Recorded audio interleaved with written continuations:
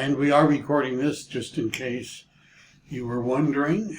And so hopefully that will affect what you're going to say. I have copied and pasted into the chat a link to a document that we're going to be using.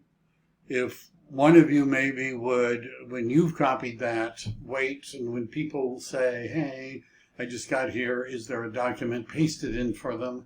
I'll try to remember to do that, but once I get going, sometimes it's hard for me to go back to the chat and keep pasting the same thing in, all that kind of stuff.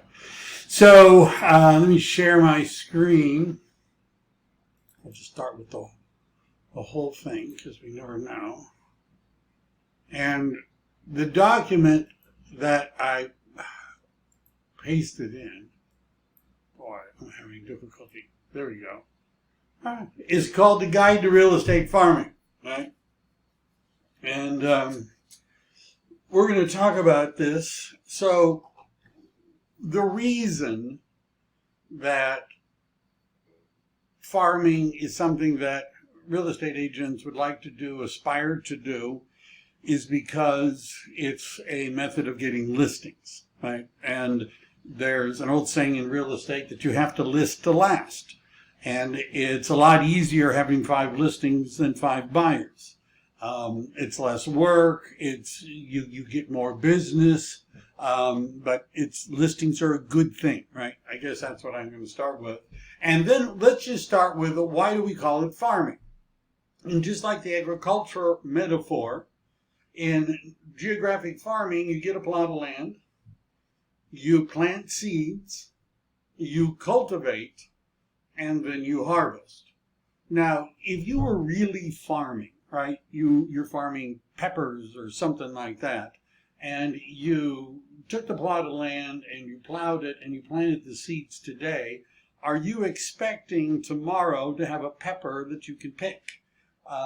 And probably not, right? Because it has to grow. You have to cultivate it. There are things you have to do, right? Hence the metaphor to what we're talking about today, because in geographic farming, and there's other kinds of farmings, but that's really what I'm going to talk about. In geographic farming, real estate agents get a piece of land, and then they plant seeds, and then they cultivate, and then they harvest. Now, why would somebody do this? Now, I know I have people from not just Silicon Valley. So I tried to pick a price that is low for Silicon Valley and high for many other places. But let's say you sold a home for $1 million. You're the listing agent and you get a 2.5% commission. That's $25,000 in gross commission. Now, how much of that you get to keep depends on where you work, what the split is, what the cap is. If you're not happy, talk to me. Right? Because I work for a high split, low cap office. And in fact, I'm going to tomorrow be talking about that for those of you that are interested.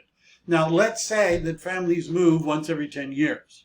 How would you know that? Well, the title company can give you information. We'll talk about that later.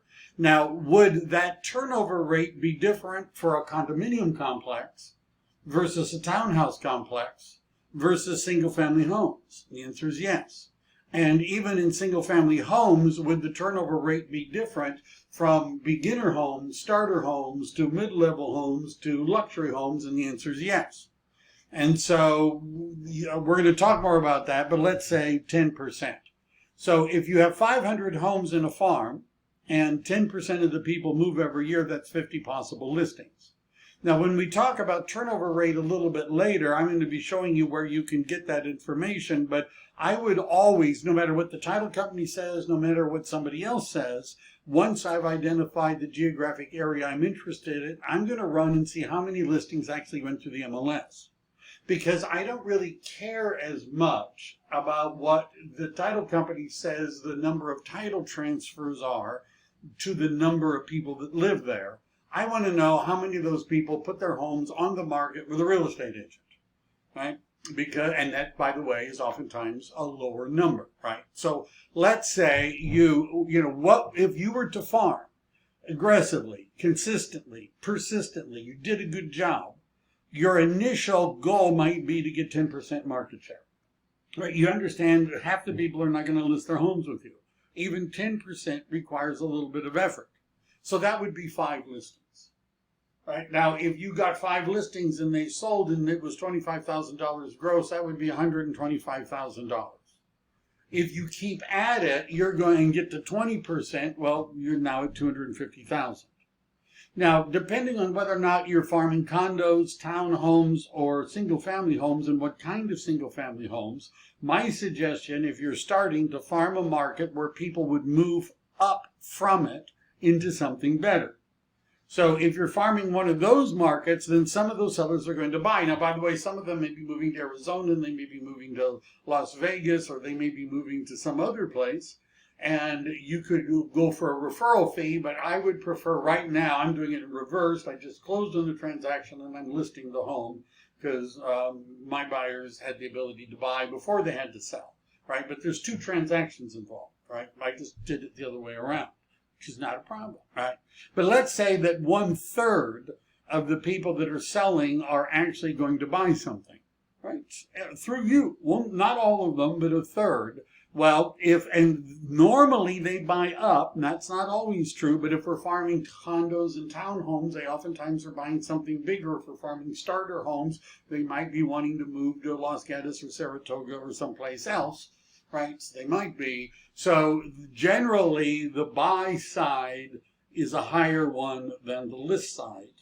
So let's say 1.3. Right, we're assuming that they went up 1/3. By the way, my experience has been is that many people go up by 50% rather than 33%. But anyhow, if you then sold a $1.3 million house, that's $32,000.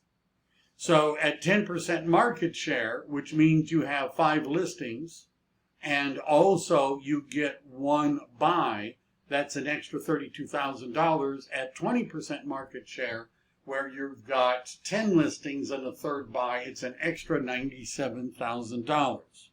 And when you combine the list and the buy sides together, you can see why people farm, right? Because at 10% market share, with 1/3 of the people buying up from you, 1/3 up, you're making $150,000 gross. Now, by the way, if you were at EXP, the most you would be paying to the brokerage in commissions is $16,000. And there's a way to do that even less. So most of that you'd be able to keep. When you get to 20% market share, you would be at $347,000. And by the way, then you get to critical mass.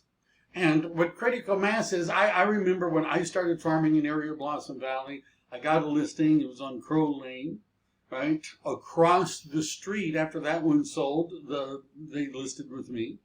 After that one sold, down the street, somebody listed with me. Another person down the street listed with me.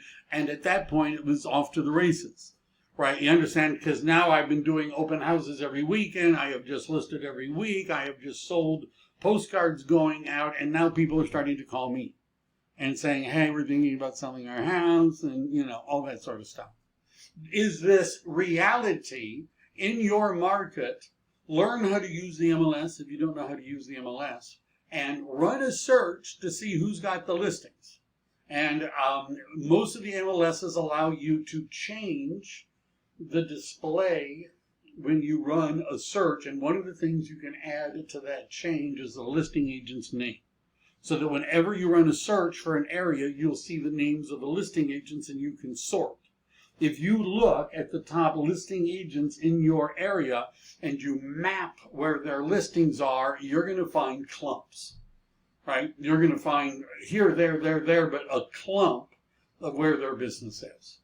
That means they're farming, right? You understand? Now, some people are farming, they're doing other tactics everywhere, and so their listings aren't necessarily geographically close, but look and see. I'll bet there are a lot of geographically close listings, right? Same agent again and again and again. Branding. You might want to have an easily identifiable logo. That could be your company logo, but then other people might be using it too. I have my own logo. You can have your own logo as long as your broker doesn't care. Our broker doesn't care. All you have to do is follow the Department of Real Estate guidelines, which is that your logo can't be printed bigger than the company logo. But what we want is something that when people see it, while they're throwing away your postcard, right? You know, they're throwing your postcard into the garbage. They're looking at it and they see your logo, they see your name, they see your picture. Chat. Will the slides and recording be available after the meeting? Would somebody post as we're going along the document? And because I'm just saying that's the slides, and yes, there's a recording. Are you suggesting the farm anticipation that owners will move up? Sure. If I buy a condominium, when do I want to sell it and buy something else? And the answer is as soon as I can. Right?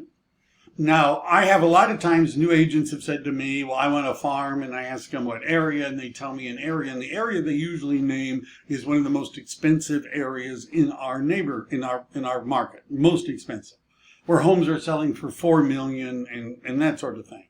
And I'll ask, so why do you want to farm that area? Although it's kind of obvious what they're going to say, and they'll say, well, because the homes are so expensive, they're $4 million. I'd rather do one of those than have to sell $4 million homes or $500,000 homes. It's 1/4 the work, 1/8 the work. It's the same money. That's for me, right? I want lots of money and I don't want to have to work very much, right? An understandable theory. But the problem with the high-end market is people, when they buy a $4 million home, when do they plan on selling it? And by the way, in your market, you could just cut that in half, right? When somebody buys a $4 million or a $2 million home, when do they plan on selling it? And the answer is when the kids are gone and they're retired and they're moving to Arizona or going to the Gulf. In other words, they're going to be there a long, long time. So as you go up the food chain, the turnover rate drops, right?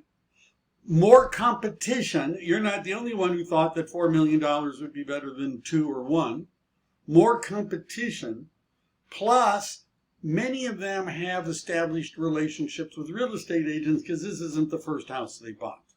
You understand? Lower turnover, more competition, and a fewer percentage of them are actually available for you to list. Do you understand? Most people crash and burn when they do that, because what I'm going to say is, do you live in that neighborhood? No. Do you know anybody that lives in that neighborhood? No. Right? Where do you live? Well, I have a mobile home in Alviso. Yeah, some of these neighborhoods that are luxury expect you to live there if you want to list the homes. Right? They'll ask. So where did you live? In Silver Creek? Do you live in the country club? And when you say no, you're out.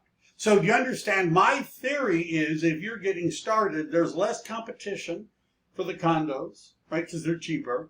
The turnover rate is much, much higher because people want out of them as soon as they can, right? They're much, much higher. And many of them don't have real estate agents they've ever sold a home with before, right? This is the only thing they've ever bought.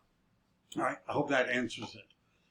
Maybe more than you wanted to know. All right, branding. If you have a logo, you should have a logo, right? That people can recognize. You should have a professional photograph. It would be good to use the same color scheme. You understand, part of what we're doing is name and brand recognition. Because literally, some people will be throwing away your postcard, and we at least would like them to see what it says. So I say, oh, that's Mike again, before they throw it away.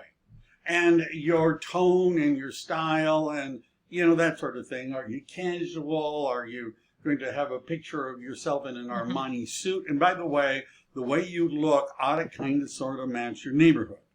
Right, I've worked in neighborhoods where if I showed up on a listing appointment with an Armani suit on, they would think I'm not their agent. Obviously, I'm not their guy. Right, so whatever, some of that would actually depend upon the neighborhood. All right, so choose a neighborhood. First of all, and there are videos I have on my YouTube channel, which is Think Real Estate. Think Real Estate. We can go there a little bit. You'll find I have lots of farming videos, how to pick a farm, how to make a flyer, stuff like that. If you do go to my YouTube channel, like it, right? Subscribe, hit the bell so that you'll know when I post a new video. Just appreciate that. But one of the keys in being successful in farming is a good title rep. I have one. Her name is Lynn Dang. I put in her information. She could help you anywhere, right? But if you don't have a good title rep, you need one, right? I'm just saying, because some of the things I'm referring to later that don't cost anything or don't cost much are provided by title companies.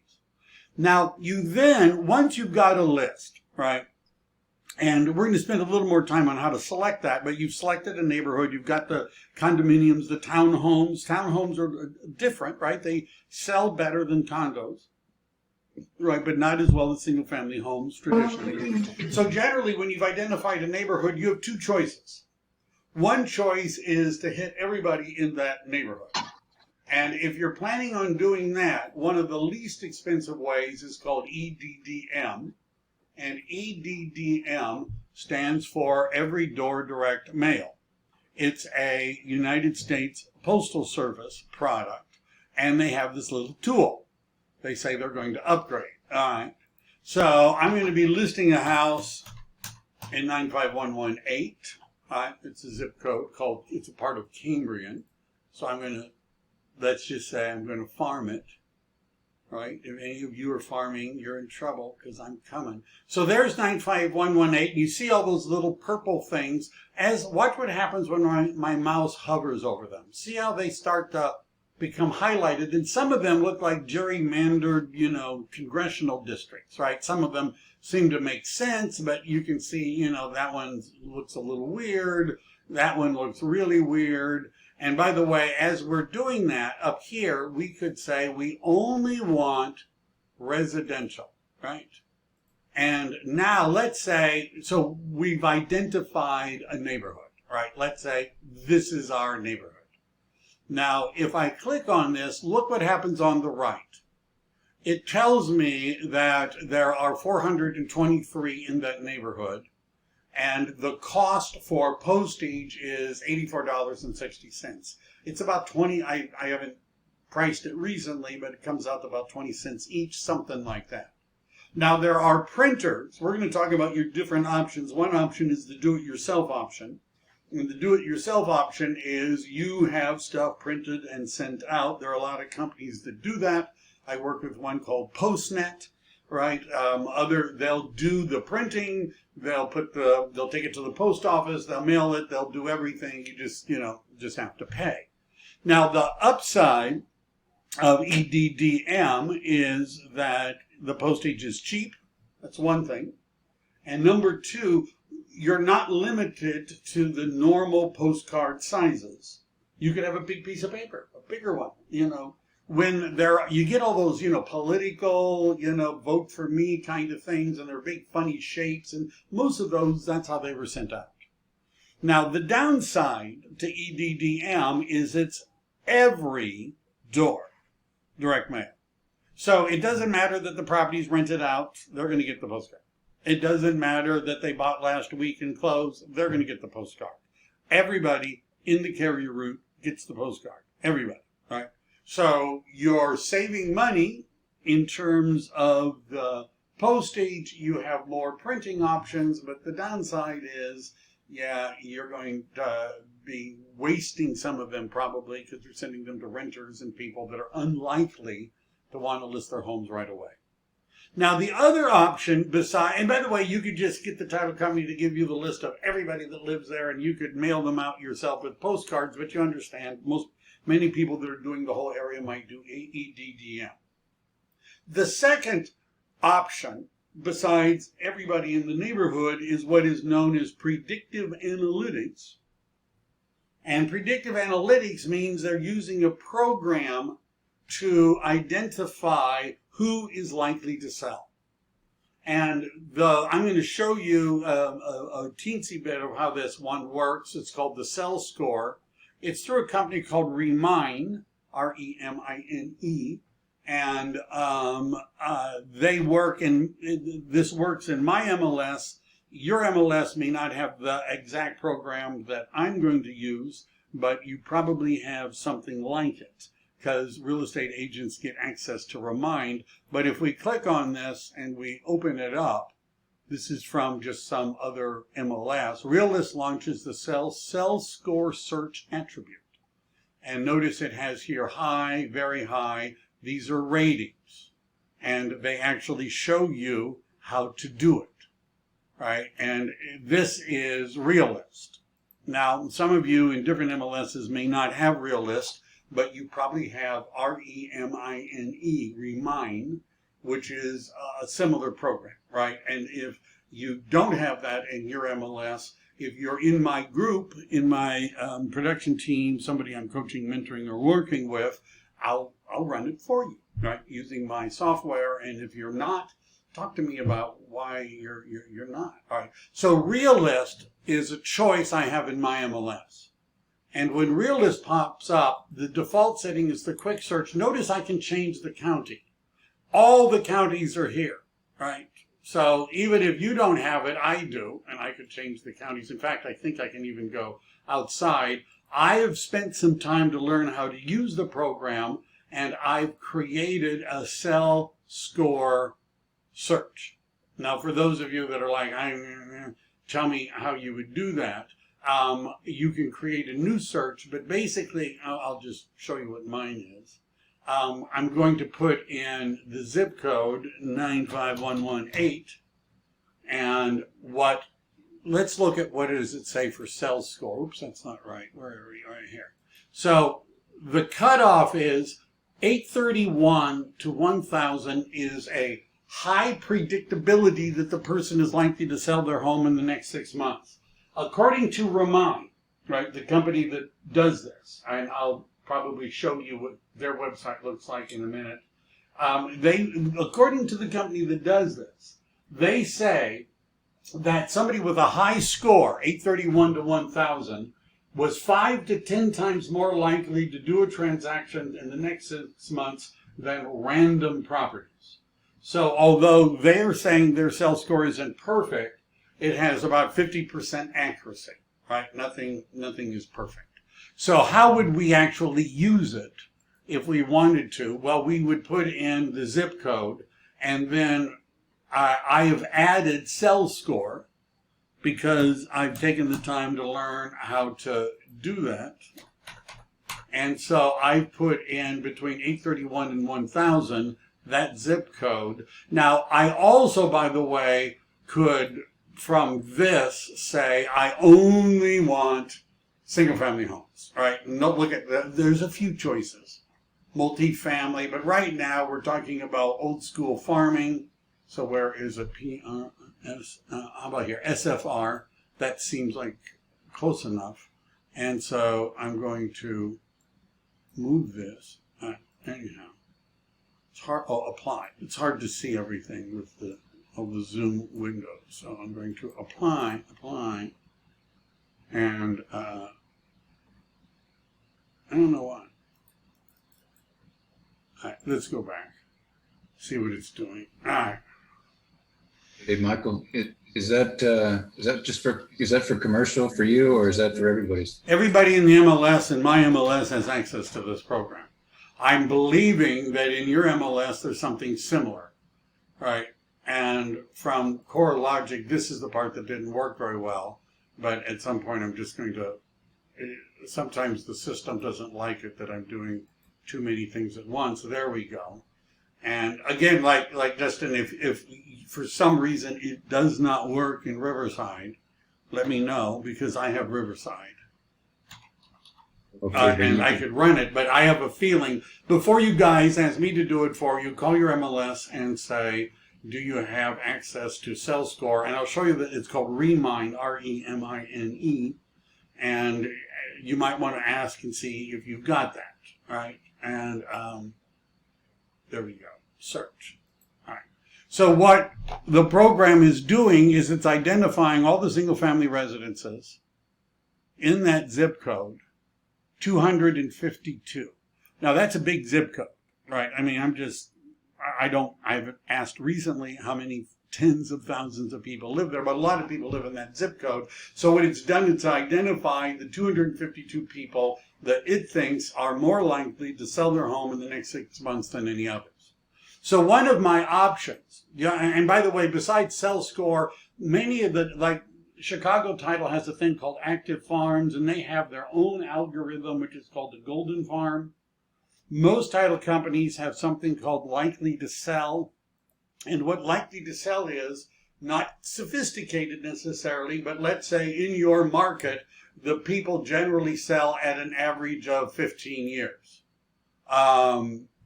Does Realists do phone and email lookups? And the answer is some phone, but not good. I use other software for that. Phone numbers are easier, and emails are harder, and I'm not really convinced that calling people in a farm is the best way to go always. I'm not, and trying to, their email, there are other ways of contacting them. So what is likely to sell? So let's say your title company says that they will give you that list. And what the list would be is, let's say, the average, I'm not going to go into details of Realists' ability to get phone numbers, right? That's not the purpose today. So what is likely to sell? If your area, 15 years is the number of years that people in median years where people sell their home, the median number of years is 15, then the likely to sell list is 14, 15, and 16 years, anybody that owns it. Now, again, does everybody understand if we were to use a bulk mailing, I'm not talking about email, but printing postcards, sending them out third class, that's going to cost roughly 50 to 60 cents a postcard, depending on how you do it. Right? It can be done for 50 cents or so. That includes postage and printing and everything. And so you understand, rather than just hitting everybody in the neighborhood cheaply, you might say, well, wait a second, I don't want to mail to everybody in the neighborhood because I don't think everybody in the neighborhood is likely to sell. I'm going to focus on the people most likely to sell. And I can get the list from these other sources. I can design my own postcards or use one of the companies, give it to them, and all that sort of stuff. And then they'll send it out. You understand it's a trade-off. The printing is more expensive and postage is more expensive, but then you're using predictive analytics to identify the people most likely to sell. And there's more things we could do. Like in our system at KV Core, we could be looking the people up on social media. Right? There are things we could do. Sometimes it's better, particularly to have a farm not too far from where you live, so that you can go there quickly, right? You can get there easily. You can drive through it. You can see the for sale by owners. It's just sometimes better. And I was 1, 2, 3. I don't understand some of my numberings. Okay, I don't understand. My numberings are off, but, I don't know. That's weird. So let me just, I don't know why I have these problems, but, no, I'm not going to do that. All right. So do a little bit of research. Demographic information. Where would you get that? Realists, there's a whole bunch of sites where you can get demographic information. Who are the employers? What are the types of homes? I thought I'd fix that. Transportations, changes. And if it's closer to where you live, you're more likely to go there. It's easier for you to go there. It's also good if you have well-defined boundaries. Now, I'll give you an example. And if this doesn't work for you, I'm sorry. Because in some areas it doesn't work as well as others, but I'm using a program called Google Maps. And I'm putting in the zip code, where since I'm getting a listing in that zip code, why not farm it, right? You understand? That's what some agents do because I've got just listed. I could do all that. Now notice what happens is I start zooming in. Using Google.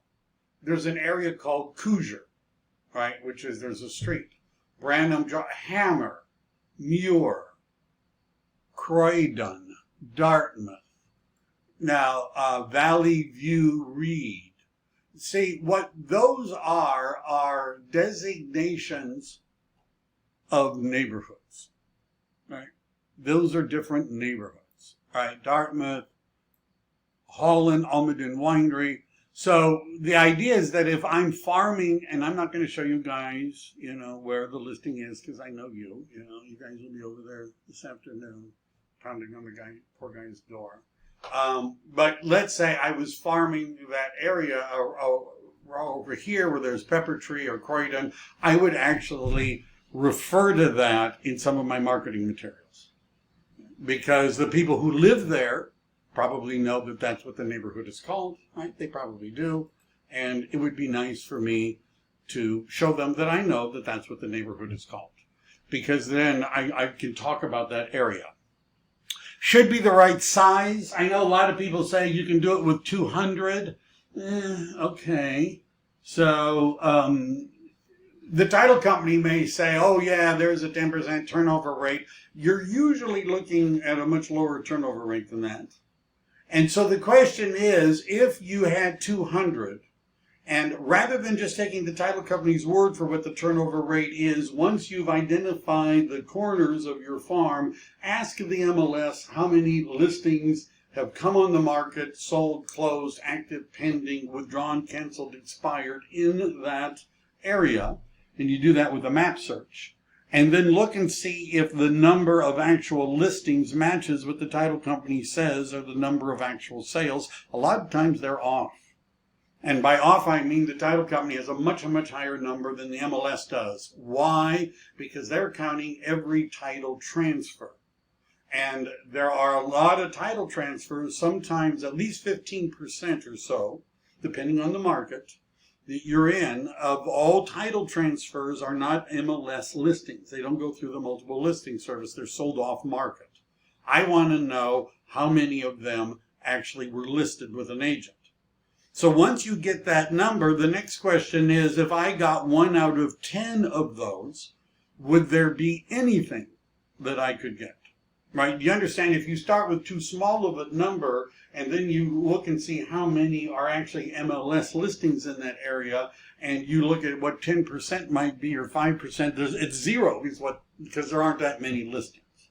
Now, personally, I have found that I really started getting a lot more business when I had 1,000. But you could start with 200, right? 500, you have a better chance. I'm just saying. Right, and then as you get successful, you would add other areas, assuming right, that the numbers work. And I guess this is all. I'm still doing choose a neighborhood. I guess I'm still doing that. What is the average sales price? What is the turnover rate? And who is the competition? So when I run a search in the MLS, and let's say I'm going to.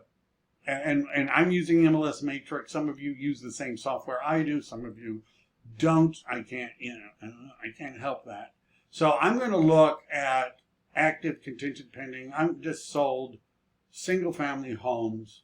And what I want to do is I'm going to say 95118, right? And I want anything that has happened in the last, let's say, 90 days. And there's something else. How about a few too many numbers? There's 163 in that zip code in the last 90 days. If I click on results, that's going to show them to me. Now, I right click, and different MLSs have different ways of doing this. I go to insert column, and I am looking for listing, not co-listing. Go back, insert column. I'm just going to scroll. We're going to look for the listing agent full name and apply. So here are all of the listing agents that are in that group. When I sort, it's going to, and what I'm doing is I'm going to be scrolling down and I'm looking for people with more than one, the Boyengas. Now, I haven't filtered out, this is a members only one, but Boyenga has a few. And in order to make this easier, I usually would start with, more. And I'm just looking to see who's got more than a few, right? here's two. This looks like a pretty good area because they're all over the place, right? All over the place. Now, if you're good, actually, I know you're all going to be farming that, you know. Now, notice some of them, here's two that are right next to each other. Sometimes it's the same seller. So what we're looking for is there somebody in that neighborhood, in that zip code, whose name appears again and again and again and again and again. Like I usually, by the way, would go back a year or two to see, right? In fact, I oftentimes would go back that far because we'll find more repeaters. So why am I doing this? Why do I care? Because what you're going to find when we clump them all by agent, that a lot of the agents that have multiple listings, if you look at where they are on a map, they're next to each other. They're in the same general area. So what we're really looking for is to see who is, because these people, the ones that have multiple listings, they're usually farming agents. That's how they have multiple listings from people with different names and from different cultures in the same geographic area. That's how they did it, right? They're farming. So if I find, like, here's a bunch with Lex, what I might do is look and see, by mapping it, where is his farm? I might not start there. I'm just saying, right? Once you've identified an area that has all of the other characteristics, take a look and see, are there dominant agents farming already? Now, just because there are, it doesn't mean you can't do anything. You couldn't get any business. It just means it might be more difficult because somebody else is already perceived to be the neighborhood expert, and it's not you. But if you find an area, like some of the areas that I'm really looking to farm, which is not one that I'm showing you, but the ones I'm really looking to farm, when I run it, right, I know there's about 1,000 homes. There were 30 sales that went through the MLS in the last 365 days, and no agent had 2 listings. No agent had 2 listings. You understand that's a decent enough size, enough turnover, and nobody had 2 listings. That means nobody's actually farming. But if you're going to call yourself the neighborhood expert, which is what you do, right? When you're farming an area, you ought to be, you know, maybe a neighborhood expert. I'm just saying. Maybe you ought to spend some time. You might want to target it on your website. Now, KV Core, which is what we use at EXP, we can create pages and extra pages and things like that. You can write blog posts about the neighborhood. You could create a standalone blog. You could create a standalone website. You could try to get a mailing list, post or email, and you can become active in the communities. Facebook, Twitter, Pinterest, LinkedIn, YouTube. There's others, Nextdoor, Neighborhood Link, community sites, and things like that. And agents that are farming in given areas look for groups and, you know, things like that that are in that area that people would be part of and they would join it. Right? Flyers, farming postcards. Branding means you want to have something consistent, so at least when they see it, they recognize it's you. The things we normally send are just listed, just sold, and market updates. If you're with EXP, you can market any listings that EXP has from any agent, because we're all one broker. Anybody, you can say just listed, just sold, anything. And by the way, I usually, when I would farm an area, would use anything from my company in that zip code, or anywhere close, so I didn't have something right in that area. And then market updates, right? And there's videos of me making them on my YouTube channel. So again, we're back to the do-it-yourself versus you can get somebody to do it for you. There are different places that would do it for you. This is not an exhaustive list. If I were to Google search automated, and people are asking for the link to the, all right. Okay.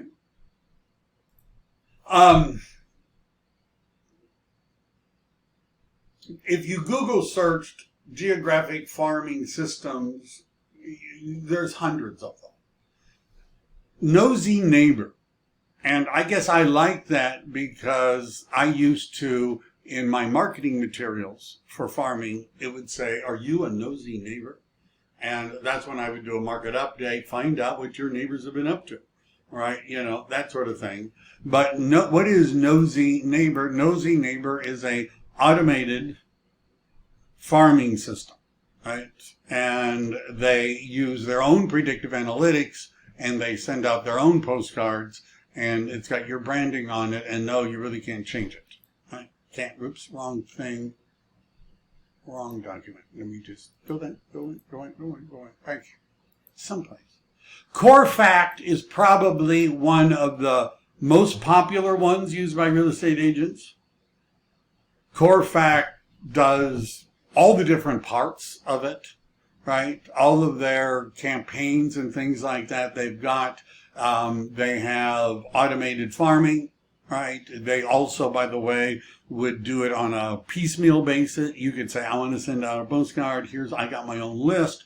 Notice they have market updates. They actually run and find properties that have sold and are active in that area that you've told them you want to farm. These map postcards are find out what your home is worth. You have a special code and people put it in and you get notified. You understand there's right? And that's obviously not exhausting all of Core Facts. By the way, some of the things that I use, Core Facts emails to me. Why? Because I've given them my contact information and signed up at some point. They email me things, and they email me social media things that I can post. They email sample letters. They just email me stuff that I could use for farming, and that's because I've used them in the past, and they would like me to do it again, right? And it's if you can get on their list, they'll email you stuff as well. Another one that is available is called Prospect Plus. There are hundreds of these, right? They have, some of them will also do the list for you. They have a whole bunch. You get the idea. You get the idea, right? Now, these companies are automated systems. I know agents that pay $40,000 or so a year to Core Fact for their area. Every year, Core Fact, they're updating the list. They're just sending out the postcards. They're getting calls. They list and sell property. Right? And pricing, you're going to have to, check that out. Neighborhood events, assuming they have them, right? You should participate. Cross-channel marketing. People say to me, what's better? Are letters better? Are postcards better? Is EDDM better? Is social media better? Is email better? Is text messaging better? What's best? And the answer is you would probably want to do everything you could, right? So sometimes, and I use a service that does handwritten letters, actually writes the letters, handwritten letters, right? And sends it to people. So sometimes I do a handwritten letter, sometimes it's a postcard, sometimes it could be, the more you could have social media marketing, you get the idea. The more different types of marketing, the more likely. At some point when you're doing this, you might want to have giveaways, contests, and things like that. I have some general things here about doing it. Not everybody's going to be happy that you're farming though. If nobody ever complains, you're not doing it right. If people call up and say, stop sending me stuff, how dare you, you're violating my privacy, I'm going to send you to jail, and you say to them, what's your address, I'll take you off the list. I'm not giving you my address, you just should stop mailing me stuff. Who is that person doing this? It's probably another real estate agent who lives in the neighborhood, who's got your postcard and figured they'd try to bully you into not farming that area, right? So just ignore them, right? Not everybody's going to be happy, but people, if you're doing it right and you're providing valuable information, right? Stick with it. How long could it take to get results? It's possible in the next couple of weeks somebody might want to list their home. It could be 6 months, it could be a year, it could be a year and a half. Farming often takes a long time to produce results. but it produces results for a long time, right? Once you get going, there are agents where their farm is like a salary. In other words, they're getting a certain percentage of the market every year. And by the way, when it becomes more of a buyer's market, the farming agents will get a higher percentage of the business.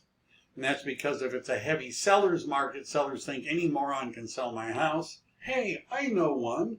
He's my cousin. I'll let him do it because everything sells and I don't need to worry about it. Any idiot can do this. Then when the market changes, and homes are sitting on the market and things aren't necessarily flying off the shelf, now the farming agents, their percentage of the business will start to grow. I'm just saying, right? You have to keep doing it. Be consistent. How frequently do you have to mail something to them in order to get business? Probably to start with at least once a month.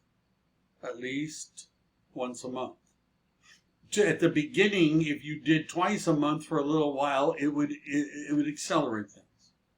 I have a house in Morgan Hill where I've lived a long time, and it's always curious to me the people that mail me stuff.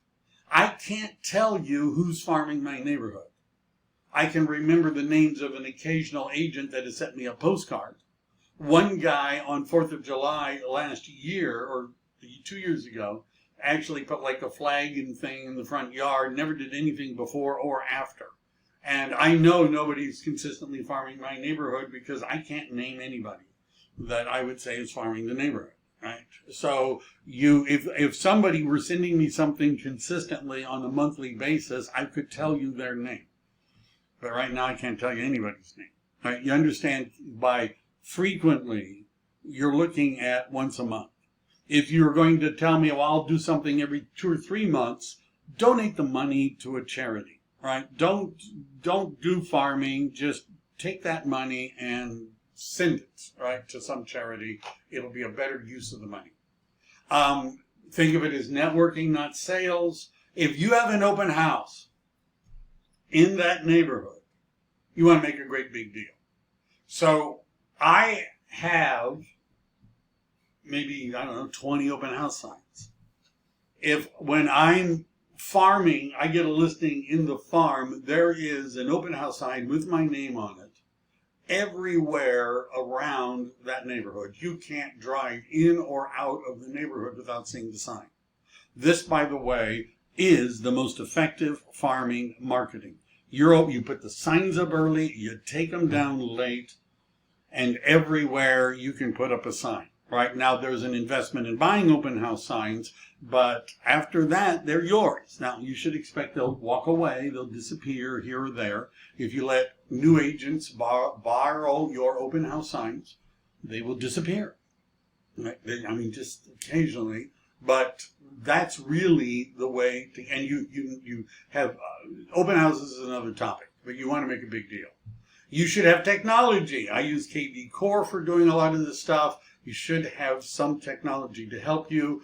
People that reply and say, I'm interested, and they want to talk, you want to put them on some sort of a campaign. You want to be sending them market updates and things like that. Now, I threw in guerrilla tactics because this is sort of like not traditional repetitive farming, but let's get something going right now.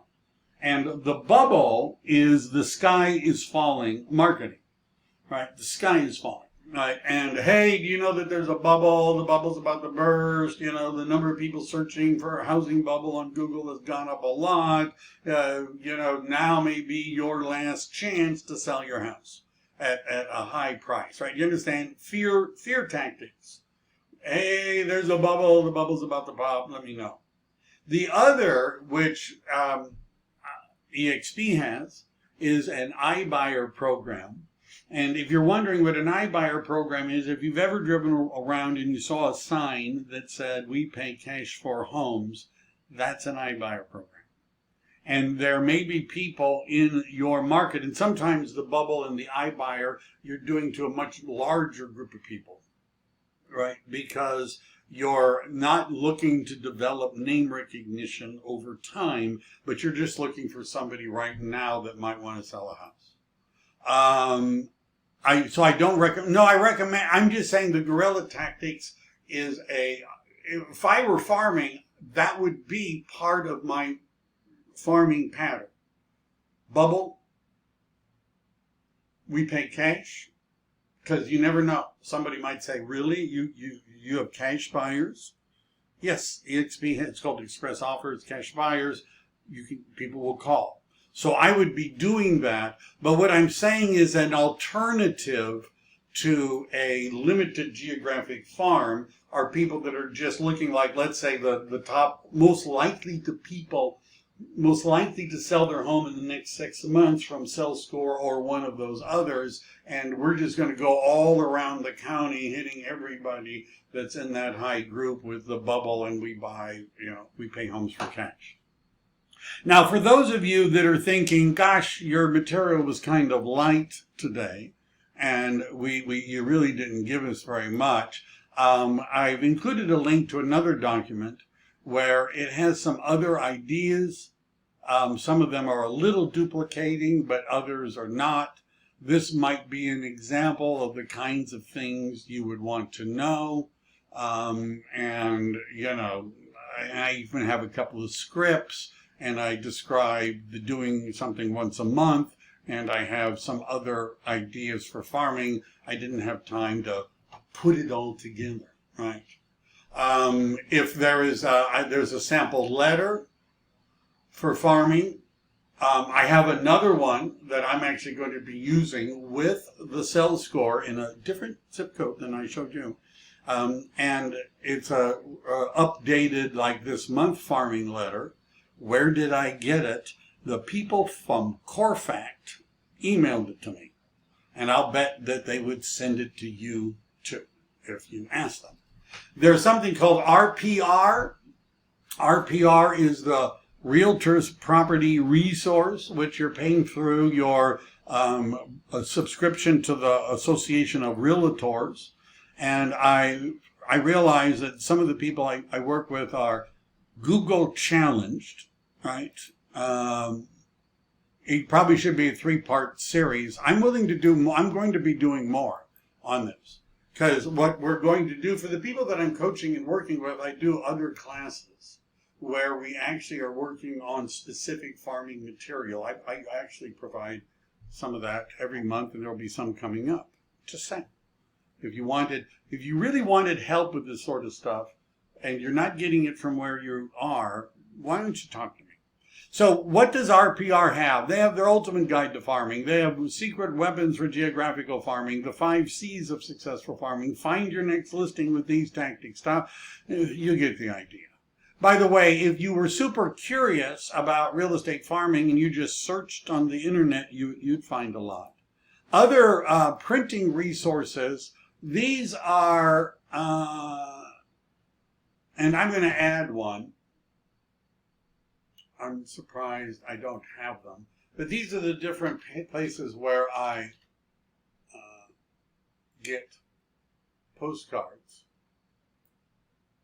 And how about this one? I'm admitting that this is the one I've used the most. Of all of these, I don't think I put them there. But if you're looking for links to people that print these things, because your Google is broken and you can't find them, I've already put them there. Business letter templates, right? Sometimes a letter, sometimes a postcard, This is a product of the National Association of Realtors, right? And they have a bunch of different templates. I've included that so that you don't have to work too hard. Breakthrough Broker has both a free, a paid, and a corporate version, right? And so the free version, BB means you have to pay them, but they have farming materials and things like that, some of which you can download for free. And if you're lucky enough that you're part of EXP and you click on EXP Marketing Center, right, which I should be logged in, you'll notice, and by the way, EXP's back end for all this is Breakthrough Broker, but not the one that's available to everyone, not even the one that's available if you pay Breakthrough Broker, but a special company Breakthrough Broker system where you can see there's listing flyers and brochures, social media marketing, postcards, presentations, marketing letters, video creators, door hangers, letterhead. You get the idea. Newsletter templates and things like that. So you could do it yourself, right? Become a local expert, right? Do it yourself. And let me see, good idea. Thank you so much. Some people, so you could do it yourself, design your own postcards, hire people to do your own postcards, buy stuff from other people, sign up for automated systems. There's a lot of different choices. Most real estate agents don't do anything to get business, right? I'm not kidding, right? They don't even tell their family and friends they're in real estate. Did I give a link to this document? Absolutely not. I've done it several times. I wish somebody, I've done it several times. I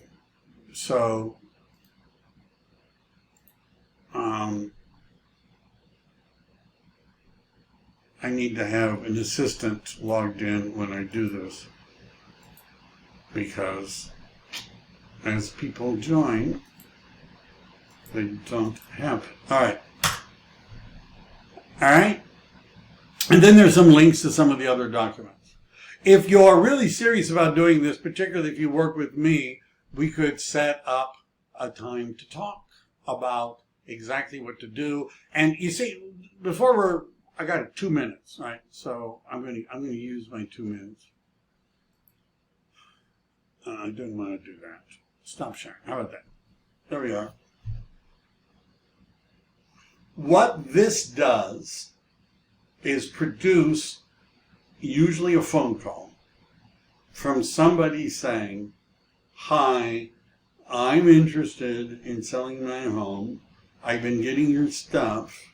I'd like to talk to you about what my home is likely to sell for." That's usually the result. Generally speaking, sellers don't fill out online forms and say, "Come and call me." Right? Maybe they will for you. I'm just saying they don't often do that. They just don't do that. So now you've got a phone call. Now you have an appointment. Now the next step in this process is, what do you do between now and the appointment? How do you really run an effective CMA? How do you really know what's going on in the market? What does your listing presentation look like? How good are you at delivering it? Those are the next group of questions, because if you do all of this, but you're not ready to do that, then it's frustrating if you end up with listing appointments, but you don't actually get any listings because you're not any good once you go there. Now, if you're in my area and I'm working with you, I'll go with you, although that's something that you might want to wean yourself off of as soon as possible. But it may help, but you would need to focus on these other points: how to do a CMA and what to do on a listing presentation. I have videos, but you're going to want to be good at that while you're getting good at this, because otherwise something bad could happen, like you send out a postcard and somebody calls right away. Right? Wouldn't that be terrible, right? Right away, first week, somebody calls and they say, "We want to sell our home. We're in a hurry. Can you come by today at 2:00? And you're like, "Oh my God, I'm not ready to go on a listing appointment at 2:00. There's nothing. And then you panic and you say, "Well, maybe we can do it next week. I really got, I've got a doctor's appointment, because you're not ready." So part of this is getting ready to do the other part. So I have a question. Do you have the link to the EXP broker tab? Yes, in my document, where at the very end I have EXP. It's a hyperlink, and if you click on it, it'll open up. I think you need to be able to log into EXP Enterprise. But when you do that, you should have access. All right? How are we doing? Do you work with mentees outside of your area via Zoom? Yes. I have people in San Diego, Riverside, Sacramento. I have somebody in Stockton. I have somebody in San Francisco. I have all over Antelope Valley. You'll be the first. Won't that be awesome? You could be the first. What do I rank for preparations to take listings and things like that? Yes, reach out to me. I work with people right now, not in any other states, just in California. I used to have a broker's license in Nevada, but, let that go a while ago. I could coach people on marketing and things in other states. The answer is yes to that. If you want to talk to me about that, I'm not answering questions about the purchase agreement in Arizona, although I helped somebody fill one out recently, is not really my thing. But yes, if you're from another state and you're interested in getting coaching and things on a regular, consistent basis, because my goal is to help you get business and make some money. All right. How about that? Is that good enough for you guys? I hope so. How do you reach me? Well, how about, haven't I been emailing you? How about that? If I've been emailing you, this is my cell phone. Reach out to me. I'd be happy to work with you. It's my thing. It's my thing.